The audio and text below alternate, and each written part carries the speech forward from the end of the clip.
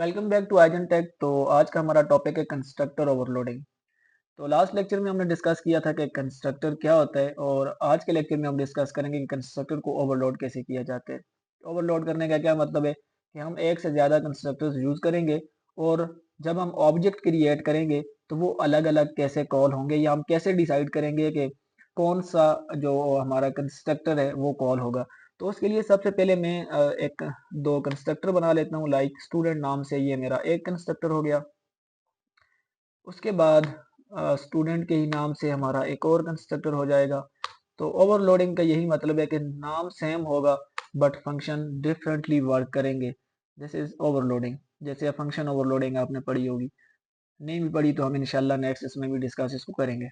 But फिलहाल के लिए आप ओवरलोडिंग को यूं समझें कि फंक्शन के नाम बिल्कुल सेम होते हैं बट वो डिफरेंटली ऑपरेट करते हैं। किस बेस पर डिफरेंटली ऑपरेट करते हैं?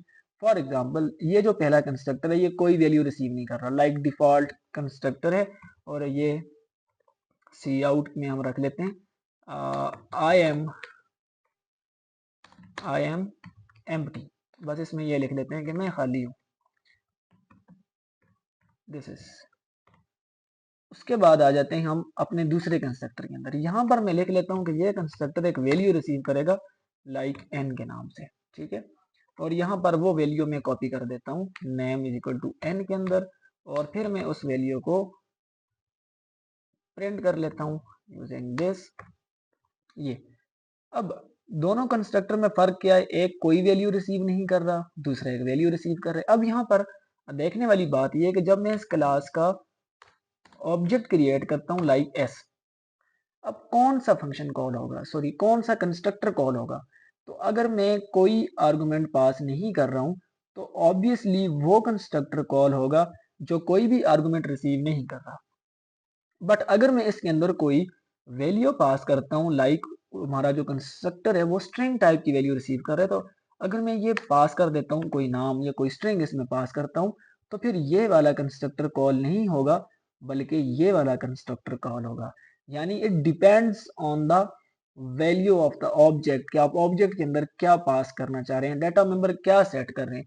अगर आपका जो ऑब्जेक्ट है वो कोई वैल्यू लेके नहीं जा रहा तो फिर वो उस कंस्ट्रक्टर को कॉल करेगा जो कोई वैल्यू रिसीव नहीं कर सकता। लेकिन अगर आपके पास कोई वैल्यू है तो ऑब्वियसली फिर वो, ये बिल्कुल ऐसे ही है जैसे अगर आपके पास एक कार है, अगर आपके पास कोई कार नहीं है, आप बिल्कुल कंगले हैं, कंगाल हैं, तो अगर आप कंगाल हैं तो आप किसी ऐसे घर में जा सकते हैं जहाँ गाड़ी खड़ी करने की जगह ना भी हो तो कोई प्रॉब्लम नहीं है।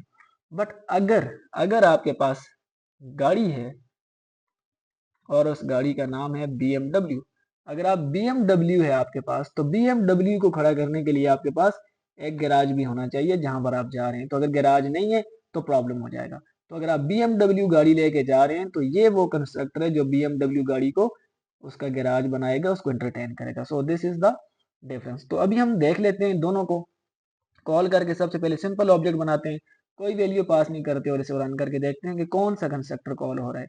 तो यहाँ पे हम देख लेते हैं, दिस इज कंस्ट्रक्टर ओवरलोडिंग।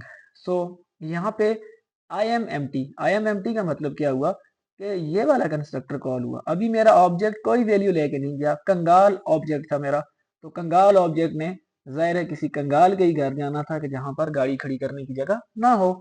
अब हम अपने ऑब्जेक्ट के अंदर इसे अमीर करते हैं और इसे BMW गाड़ी लेके भेजते हैं। अब इसने क्या करना है, उस जगह पे जाना है जहां आगे गाड़ी खड़ी करने की जगह भी हो। तो इसने प्रिंट किया BMW। BMW का मतलब क्या हुआ कि इसने कौन सा कंस्ट्रक्टर कॉल किया, ये वाला कंस्ट्रक्टर। यानी BMW यहाँ पे कॉपी हुआ, फिर यहाँ से प्रिंट हुआ। So this is constructor overloading. आप बहुत से कंस्ट्रक्टर्स बना सकते हैं, और वो कॉल कब होंगे वो डिपेंड करेगा ऑब्जेक्ट की वैल्यू पे। जिस टाइप की आप वैल्यू देंगे वो सर्च करेगा क्या उस टाइप की वैल्यू है। फॉर एग्जाम्पल यहाँ पर अगर आप एक और वैल्यू भी दे देते हैं, लाइक 20 दे देते हैं, तो वो चेक करेगा क्या ऐसा कोई कंस्ट्रक्टर है जो एक दफा स्ट्रिंग, फर्स्ट आर्गुमेंट स्ट्रिंग हो, सेकंड इंटीजर हो। अगर हुआ तो well and good, otherwise problem हो जाएगा, ठीक है। तो अगर नहीं है तो हम यहाँ पे लिख सकते हैं इंटीजर एच के नाम से उसे ले सकते हैं। फिर यहाँ पर हम उसको एक डाटा मेंबर यहाँ पे बना सकते हैं, जैसे इंटीजर एच के नाम से बना लें। फिर आप क्या करेंगे, यहाँ पर उस एच में डाटा मेंबर के अंदर एच को आप क्या कर देंगे, कॉपी कर देंगे और फिर यहाँ पर आप उसे स्पेस एक रख दें और उसके बाद आप उसे प्रिंट कर सकते हैं, सो ऐसे आप उसे हैंडल कर सकते हैं। सो लास्ट में एक दफ़ा रिजल्ट फिर चेक कर लेते हैं, हमने थोड़ी सी चेंज की है। So let's have a look at this. तो क्या हुआ जी, BMW N20। इसी के साथ अब एक दफ़ा एक और ऑब्जेक्ट में बनाता हूँ लाइक स्टूडेंट, वो एस था तो मैं सिंपल एक एस बनाता हूँ और देखते हैं अब इसने क्या करना है। एक कंस्ट्रक्टर ये कॉल करेगा, पहले वाला कंस्ट्रक्टर जो कोई आर्गुमेंट रिसीव नहीं कर रहा, और दूसरे कंस्ट्रक्टर को ये कॉल करेगा। So let's have a look at this. क्या दोनों कंस्ट्रक्टर कॉल हो रहे हैं?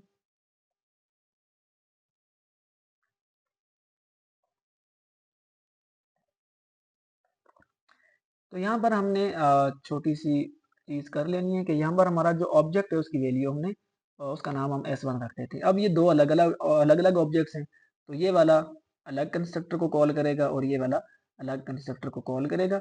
इनका रिजल्ट फाइनली चेकअप कर लेते हैं क्या हो रहा है। सो BMW20 ये पहले वाले ऑब्जेक्ट का रिजल्ट रहा, उसका कंस्ट्रक्टर का रिजल्ट है। एंड IMEmpty जो आपने दूसरा कंस्ट्रक्टर बनाया S1 जिसने कोई वैल्यू रिसीव नहीं की। So this was all about constructors overloading. So see you in the next tutorial.